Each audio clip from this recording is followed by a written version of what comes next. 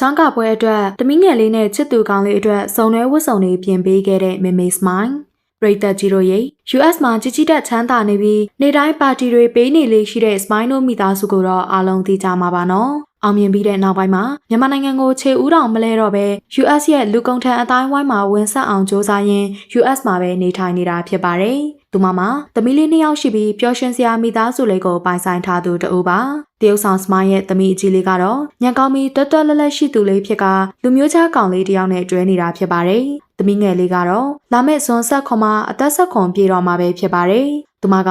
US မှာကျောင်းတက်ရောက်နေပြီးကျောင်းကပွဲအတွက်သူမရဲ့ချစ်သူနဲ့အတူစုံတွဲဝတ်ဆောင်ဝတ်ကတက်ရောက်တာဖြစ်ပါတယ်။မေမေစပိုင်းကတော့တခြားရှေးရိုးဆွဲအမေရီလိုမဟုတ်ပဲခင်မီတဲ့မေမေတယောက်ဖြစ်တာကြောင့်သမီးငယ်တို့စုံတဲ့အတွက်ကိုယ်တိုင်ဝတ်ဆောင်တွေရွေးချယ်ပေးခဲ့တာပဲဖြစ်ပါတယ်။စမိုင်းရဲ့သမီးလေး2ယောက်လုံးလူမျိုးခြားကောင်လေးတွေနဲ့တွဲနေတာနဲ့ပတ်သက်ပြီးပရိသတ်ကြီးတို့ရဲ့အမြင်လေးတွေလည်းရေးပေးသွားကြပါအောင်နော်။